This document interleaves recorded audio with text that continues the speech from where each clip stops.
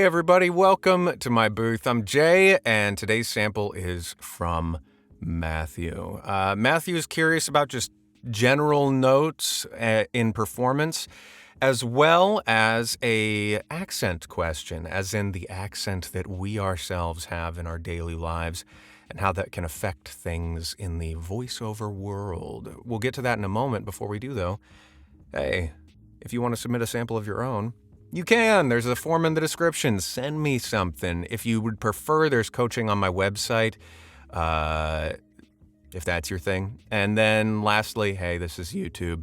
If you want to help me out, you like this stuff, clicking the buttons, it really does help. And a big thanks to our booth buddies whose ranks are ever swelling, channel members. Your support, super duper appreciated. That sounds... I don't know how to make that sound. It's really appreciated. Truly and sincerely. All right, let's go. Chapter 14. Thomas dropped Terry off at her apartment. "Can I give you a hug?" he asked. Terry looked at him doubtfully, but in the end, she agreed. For a moment, Thomas felt what it was like to be in a woman's embrace again. The small softness of her arms, the tickling of her hair on his cheek, and the faint, tangy smell of what must have been the remains of her antiperspirant. As they pulled away, the brush of her cheek remained as a lingering sensation on his neck. "Can I call you next week?" he asked as she went for the door handle. "Yes," she said after a moment of consideration. Then suddenly, she was gone. Okay, I'm going to stop there because it's a nice little bookend, I think. Really, really nice read. So your initial questions were about pacing and diction. So in terms of your pacing, I really, really like it. It's not too fast. It's not too relaxed. It gives me time to sort of live in different moments, journey along with different sensations, as it were, as we are, describing the smells here and the sensation of the cheek. Is really nice to spend time with. And then listening to, like, what are they going to say? What are we going to think? And then their responses to each other. Really, really lovely in terms of pacing. In terms of diction, same deal. No real notes. I think that you have a really lovely tone, really lovely voice. Your sound is great. I'll talk a bit more in terms of your accent question in a moment, but the only thing that stuck out to me in terms of diction or the accent question was the way that door sounds here. For the door handle? For the door handle.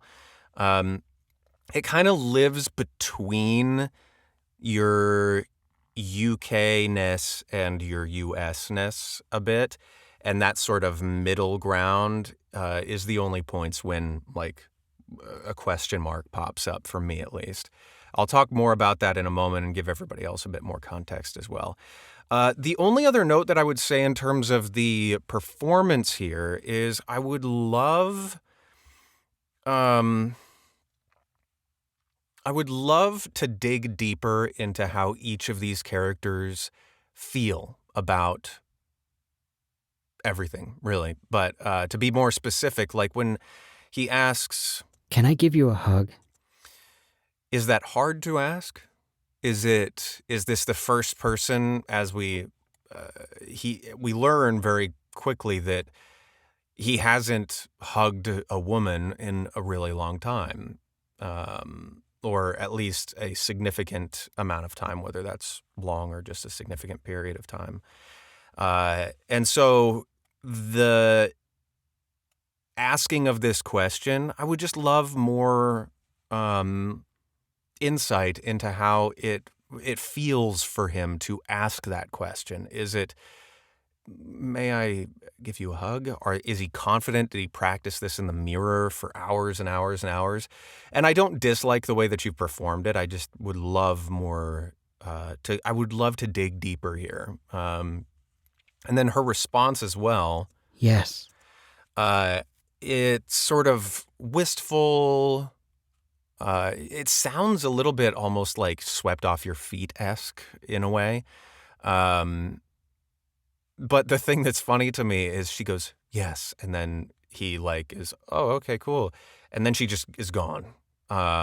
This whole interaction really, to me, it feels like it does a good job, I think, of capturing the awkward first date in a lot of ways. And I'm just curious how each of them is handling it. If they're good at the first date energy, if they're bad at it, if they're charmingly bad at it, if they're stumbling through and self-aware that they're stumbling. Any of those things I would love. The other performance thing that I'm somewhat wanting more of is, as we're describing these, his experience of the hug. The small softness of her arms, the tickling of her hair on his... You're doing a really good job of pacing out each of those different sensations. And it's similar to what I was talking about in terms of the character's experience of things, if they're good at it, if they're bad at it. But I would love, or I'm curious about how it would sound if we, like what is the nature of each of these different things? Because right now I get the sense that they're all, wow, this thing and this thing and this thing.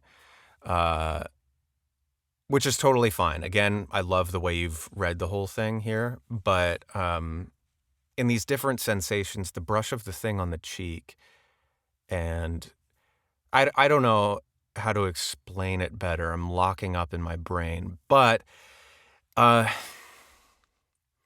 significance of each of the different sensations, like the brushing on the cheek, wow, the softness of the arms, and if they like dip into analytical a bit, if like, oh wow, this is interesting, and then they move back to the sort of wistful, magical first date sparkles or whatever.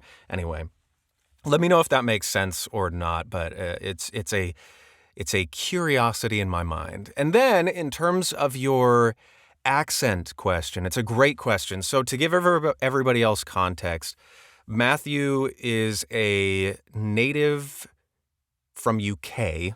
He's from the United Kingdom, but has been living in the US for 20 plus years. And as with many of us, if you spend enough time in a place, it starts just meshing your accents with what you're spending time around.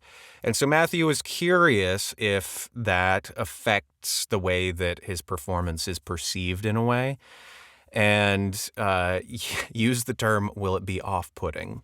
To answer your question, Matthew, I don't think it's off-putting in the slightest. Yeah, I don't even know necessarily that it would be a hitch in your prospects, as it were, having this accent.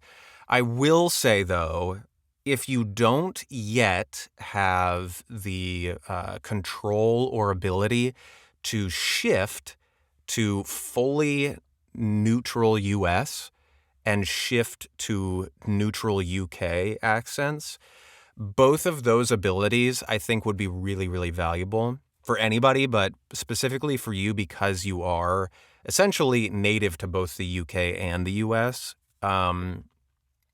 And so having that ability to shift could open you up to just more firm opportunities instead of trying to find things that match your accent here. And then if anybody's like, your accent is kind of hard to place, can you make it more neutral? You can just say, you got it, and make that change, which can be really useful. I've had clients that are like, can you do this in a UK accent actually, or vice versa? And being able to do it easily is great. The other thing that I was going to say, just that question. It's not off-putting, but because, like I was saying, though, there are moments where your accent shifts more to the UK side or more to the US side, and sometimes where it lands somewhere in the middle. And those are the moments, both in the shifting, if it finds itself going one way or the other, or if it lands in sort of a no man's land between the two, that leads to a question in my mind as a listener where I'm just a little, not off-put, to use your word, very, very much not. But there is a question like, is that just a question pops up in my mind, which is a little bit in a distracting way for me at least. But I am a accent nerd, so I tend to do that anyway.